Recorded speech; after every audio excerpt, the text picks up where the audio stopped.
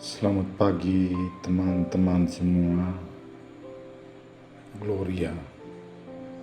Perkenalkan, saya Frater Theodulus PHK dari Keuskupan Malang. Semoga Tuhan selalu menyertai seluruh perjalanan hidup kita sepanjang hari ini. Bacaan yang akan kita renungkan pada hari ini, tanggal 5 Agustus tahun 2025, dari Injil Matius bab 14 ayat 22 sampai 36. Sebelum kita mendengarkan bacaan dan renungan, marilah kita terlebih dahulu menandai diri kita dengan tanda kemenangan Tuhan. Dalam nama Bapa dan Putra dan Roh Kudus, amin.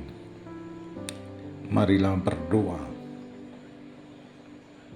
Ya Tuhan yang ada di dalam surga, terima kasih atas semua rahmat dan kasih-Mu yang boleh kami terima selama kehidupan kami sebelumnya, khususnya istirahat dan semua aktivitas kami tadi malam, sehingga kami boleh bangun di pagi hari ini dalam keadaan sehat walafiat. Kami mohon penyertaan-Mu untuk seluruh perjalanan hidup kami sepanjang hari ini. Demi Kristus Tuhan dan pengantara kami. Amin. Mari kita bersama-sama mendengarkan sabda Tuhan. Semoga Tuhan beserta kita sekarang dan selama-lamanya. Inilah Injil Yesus Kristus karangan Santo Yohanes. Terpujilah Kristus. Tuhan, suruhlah aku datang kepadamu dengan berjalan di atas air. Sekali peristiwa setelah mengenyangkan banyak orang dengan roti, Yesus segera menyuruh murid-muridnya naik ke perahu dan mendahuluinya ke seberang, sementara ia menyuruh orang banyak pulang. Dan setelah orang banyak itu disuruh pulang, Yesus mendaki bukit untuk berdoa seorang diri. Ketika hari sudah malam, ia seorang diri di situ. Perahu para murid sudah beberapa mil jauhnya dari pantai dan diombang-ambingkan gelombang karena angin sakal. Kira-kira jam 3 malam, datanglah Yesus kepada mereka berjalan di atas air. Melihat dia berjalan di atas air, para murid terkejut dan berseru, "Itu hantu!" Dan mereka berteriak ketakutan. Tetapi Yesus segera menyapa mereka, katanya, "Tenanglah, akulah ini, jangan takut." Lalu Petrus berseru, "Tuhan, jika benar Tuhan sendiri, suruhlah aku datang kepadamu dengan berjalan di atas air." Kata Yesus, "Datanglah." Maka Petrus turun dari perahu dan berjalan di atas air mendapatkan Yesus. Tetapi ketika dirasakannya tiupan angin sakal, Petrus menjadi takut dan mulai tenggelam, lalu berteriak, "Tuhan, tolonglah aku." Segera Yesus mengulurkan tangannya, memegang dia dan berkata, "Orang yang kurang percaya, mengapa engkau bimbang?" Keduanya lalu naik ke perahu dan redalah angin, dan mereka yang ada di dalam perahu menyembah dia. Katanya, "Sungguh, engkau anak Allah." Setibanya di seberang, mereka mendarat di Genesaret. Begitu Yesus dikenal oleh orang-orang setempat, mereka memberitahukannya ke seluruh daerah. Maka semua orang sakit dibawa kepadanya. Mereka memohon supaya diperkenankan menjamah jubahnya. Dan semua orang yang menjamah dia menjadi sembuh. Demikianlah Injil Tuhan. terpujilah Kristus.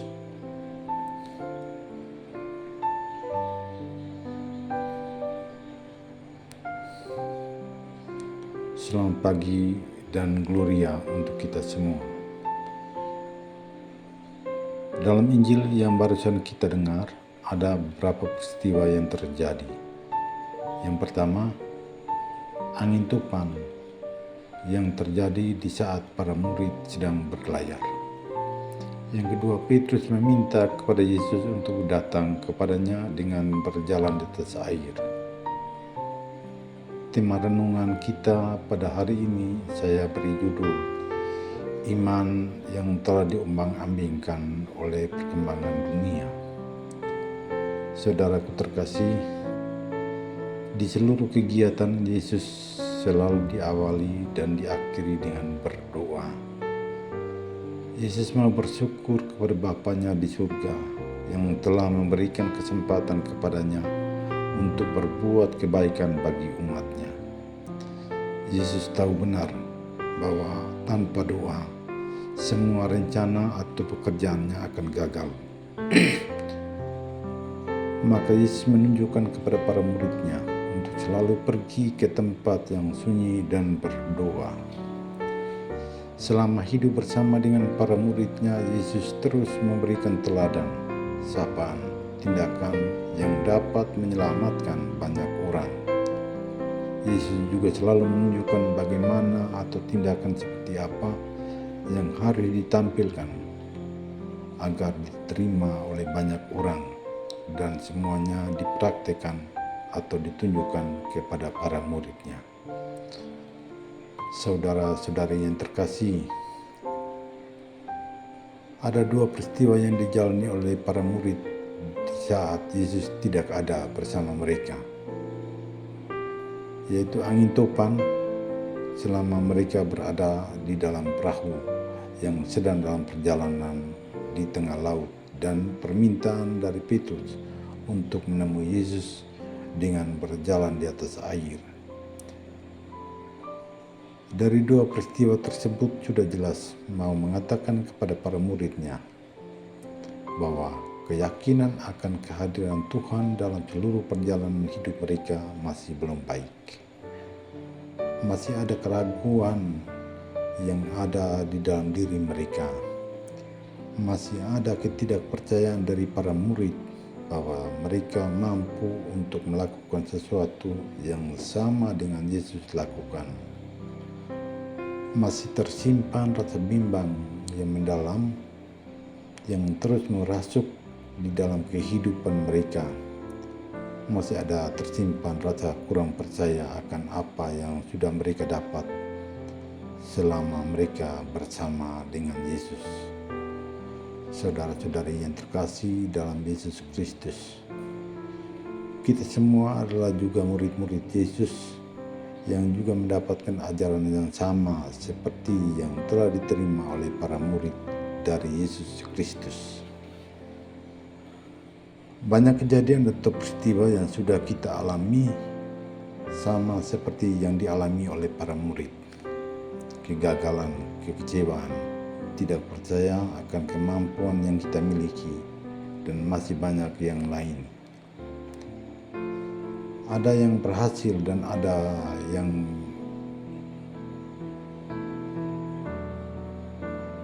berhasil dengan baik, namun ada juga yang kurang mampu kita lakukan. Dan apabila usaha yang kita lakukan itu gagal, maka yang muncul dalam pikiran kita adalah emosi yang meluap-luap, malu dan tidak mau untuk mencoba lagi, mempersalahkan orang lain yang tidak mau membantu, atau memberi alasan karena situasi yang tidak mendukung, dan masih banyak yang lain yang menjadi alasan kita untuk menutup kelemahan yang sudah kita alami. Kita juga akan berkata, saya sudah berdoa setiap hari, novena, kadang juga saya melakukan mati raga, meditasi setiap malam untuk kegiatan ini, tapi kenapa tidak berhasil? dan kita akan berkata bahwa Tuhan tidak pernah mendengarkan doa kita.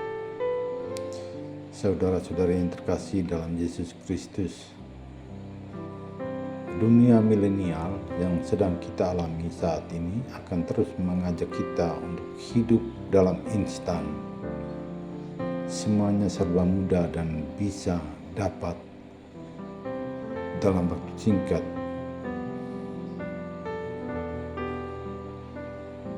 Kita juga akan lebih mudah untuk berkomunikasi dengan sesama kita yang tinggal di tempat yang jauh dan menyepelekan yang dekat dengan kita atau yang tinggal bersama-sama dengan kita.